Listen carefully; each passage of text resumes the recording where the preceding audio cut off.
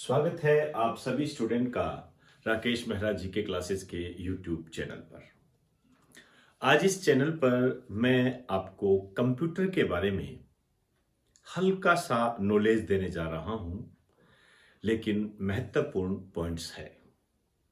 मैं थोड़ा आपको समझाने की तरफ कम ध्यान दे पाऊंगा, क्योंकि ये जो बातें मैं आपको बताने जा रहा हूं, ये वो बातें नहीं है कि कंप्यूटर के जनक कौन है या रैम का पूरा नाम क्या है, रोम का पूरा नाम क्या है, एक्सेट्रा, जिसे आप सिंपल क्वेश्चंस की श्रेणी में शामिल करते हो। हालांकि कई स्टूडेंट को तो ये भी नहीं आता है, उन्हें वो जानकारी प्राप्त करनी चाहिए।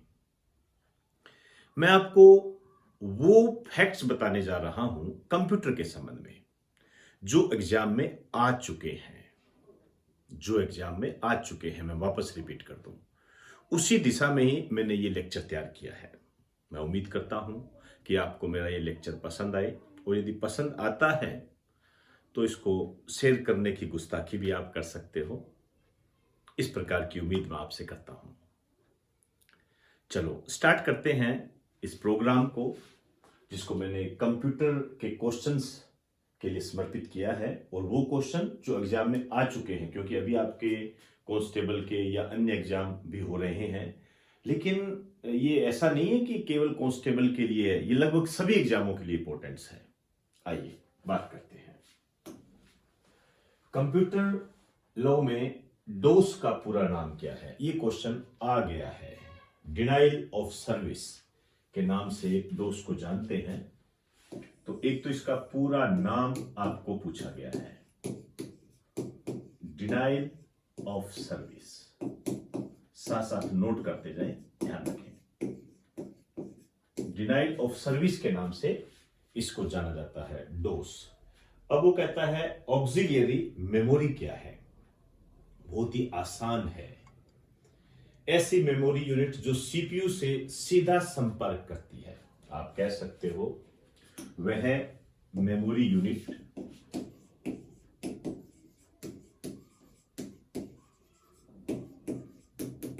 जो सीपीयू से सीधा संपर्क करता है। अब सीपीयू के बारे में मुझे नहीं लगता कि आप नहीं जानते होंगे, बखूबी जानते होंगे। कंप्यूटर के मस्तिष्क के रूप में इसको जाना जाता है, सेंट्रल प्रोसेसिंग यूनिट। हम कई बार इसको पढ़ते हैं। आपको जब मैंने आईटी करवाई थी, ऑनलाइन ऑफलाइन दोनों में, मैंने इसके बारे में आपको बताया हुआ है, सेंट्रल प्रोसेसिंग यूनिट। और इसको कंप्यूटर का ब्रेन कहते हैं। कंप्यूटर का ब्रेन, मैंने आपको कहा था इसमें एक सिलिकॉन की चिप लगी रहती है, माइक्रो प्रोसेसर, इस तरीके की बातें मैंने आपको बताई थी। वर्तमान में जो आर्टिफिशियल इंटेलिजेंस है वो आगे इसी रूप में कृत्रिम रूप लेगा। तो ये सीपीयू है, बेसिक बातें हैं। कंप्यूटर के मस्तिष्क के रूप में इसको जाना जाता है, सेंट्रल प्रोसेसिंग यूनिट होती है।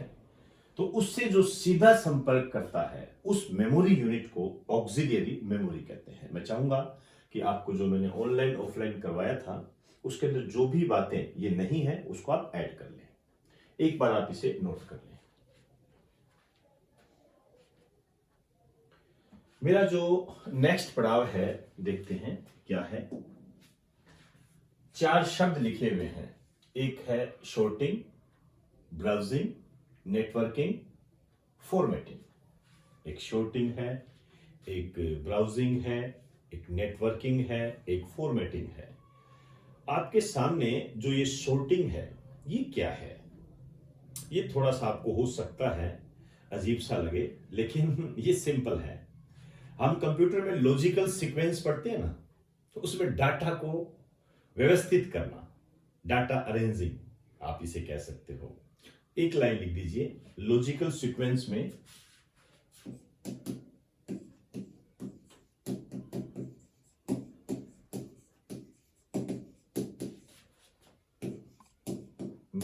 डाटा को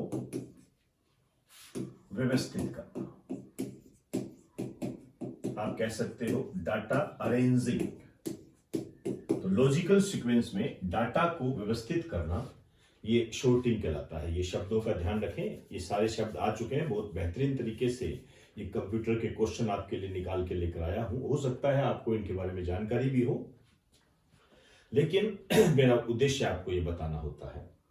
इसी तरीके से आपके सामने एक शब्द आ रहा है फॉर्मेटिंग। फॉर्मेटिंग कहते हैं ना, फॉर्मेट कर दो। लैपटॉप वगैरह कंप्यूटर वगैरह चल नहीं रहा होता है तो कहते हैं ना फॉर्मेट कर दो। ये वही है, मतलब जो आउटसाइड अटैक होते हैं, बाहरी आक्रमण जो होते हैं, उससे नेटवर्क को बचाने का तरीका। लिख दीजिए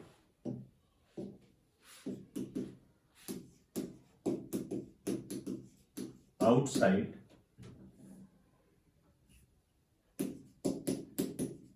अटैक, बाहरी आक्रमण से नेटवर्क को बचाने का तरीका है।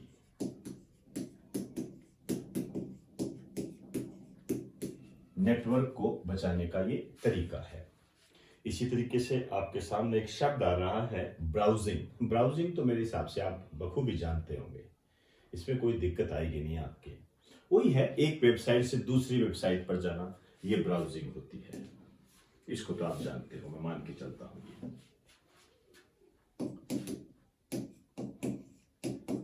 एक वेबसाइट से दूसरी वेबसाइट तक जाना, ये ब्राउजिंग होती है।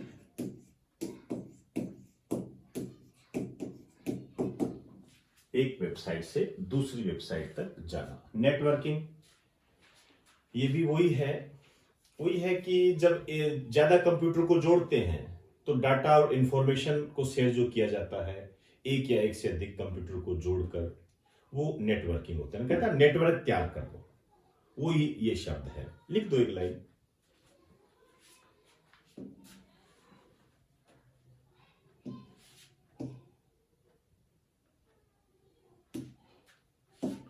लिखिए, एक या एक से अधिक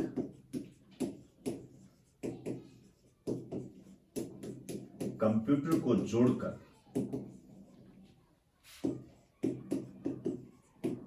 एक या एक से अधिक कंप्यूटर को जोड़कर डाटा या इंफॉर्मेशन शेयर करना। बहुत आसान शब्द है ये, लेकिन महत्वपूर्ण है, ध्यान रखें, नजरअंदाज बिल्कुल भी ना करें। शॉर्टिंग है, फॉर्मेटिंग है, ब्राउजिंग है और नेटवर्किंग है। चारों क्वेश्चन मैंने एग्जाम में देखे हैं ये, तो एक बार आप इसे नोट कर लें।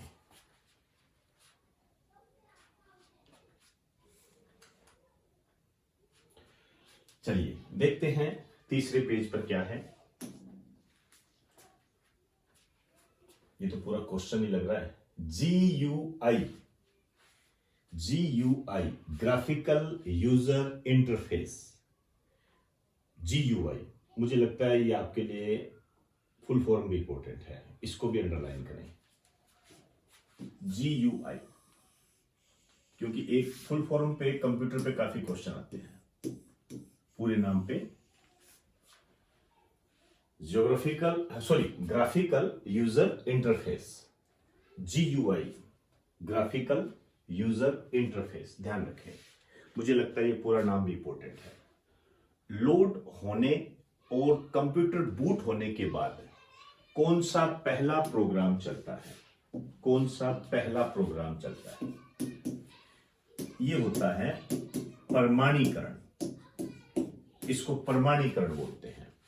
आप इसको इंग्लिश में कहना चाहो तो कह सकते हो ऑथेंटिकेशन। ऑथेंटिकेशन आप इसको कह सकते हो। ऑथेंटिकेशन अच्छा क्वेश्चन है, नोट कर लीजिए इसे। ऑथेंटिकेशन क्या होता है?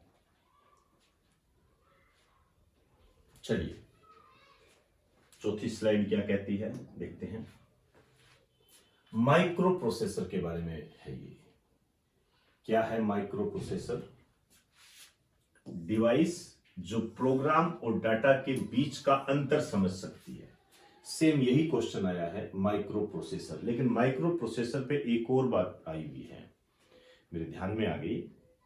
माइक्रो प्रोसेसर जो है ये किस पीढ़ी के कंप्यूटर हैं? तो पीढ़ी मतलब जनरेशन, 4th जनरेशन के हैं, चौथी पीढ़ी के। ये लाइन और लिखिए आप, लिखिए माइक्रो प्रोसेसर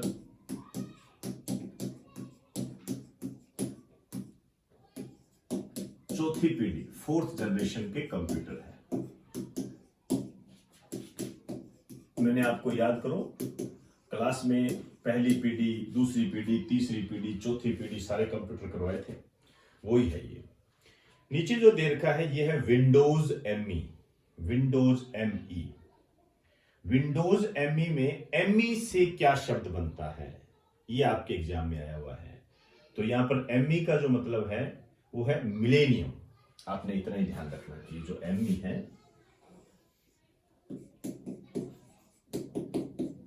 मिलेनियम, बस काफी है, ये नोट कर लो, मिलेनियम।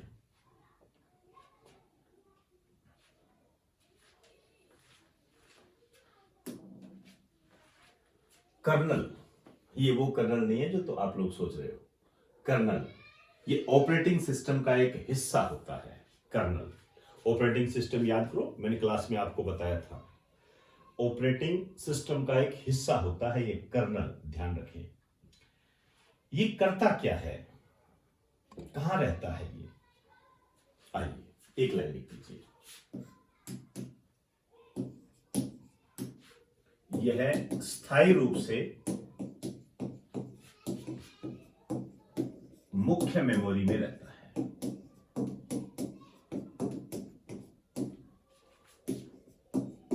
स्थायी रूप से मुख्य मेमोरी में रहता है। क्वेश्चन जो आपके बना हुआ है वो यही है। इसमें यह पूछा गया है कि ये जो एक ऑपरेटिंग सिस्टम का हिस्सा जो स्थायी रूप से मुख्य मेमोरी में रहता है उसे हम क्या कहते हैं? उसे कर्नल कहा जाता है। और नीचे जो दे रखा है पीजीपी, पीजीपी का पूरा नाम है, नॉर्मल नाम याद रखो आप इसको, प्रेटी गुड प्राइवेसी। लिख दीजिए आगे, प्रेटी गुड प्राइवेसी। बस इतना ध्यान रखें, नोट कर लें एक बार, प्रेटी गुड प्राइवेसी। चलिए नेक्स्ट पेज पर चलते हैं, देखते हैं क्या है ये। कंप्यूटर भाषा जावा के आविष्कारक कौन है? सेम इसी लैंग्वेज में क्वेश्चन आया हुआ है। जावा जानते हो भाषा है, कई बार तो ये भी पूछ लेते हैं कि जावा क्या है।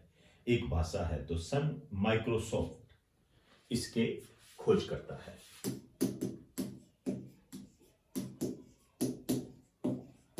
सन माइक्रोसॉफ्ट इसकी खोज करता है।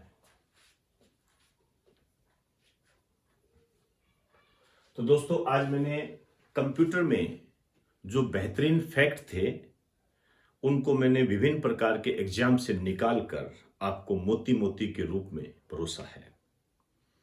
इनको अपने दिमाग में रखें। हो सकता है पहले से आपको पता भी हो तो आपका रिवाइज हो गया होगा। स्मार्ट तैयारी की दिशा में उठाया गया यह एक बेहतरीन कदम है।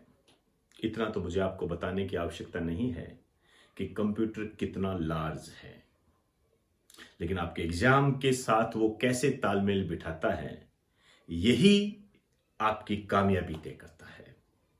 और उसी को बताने की दिशा में राकेश मेहरा जी के क्लासेस प्रयासरत रहता है। और हमारे प्रयास आपको यदि अच्छे लगते हैं तो आप इसे ज़्यादा से ज़्यादा शेयर करें। हम आपके लिए और भी इससे भी ज़्यादा बेहतरीन क्वेश्चंस, फैक्ट्स या टॉपिक आपको उपलब्ध करवाएंगे ताकि आप अपने भविष्य के निर्माण में उनका इस्तेमाल कर सकें। तो दोस्तों इन्हीं शब्दों के साथ आपसे इजाज़त चाहूँगा। आप सभी को मेरा नमस्कार।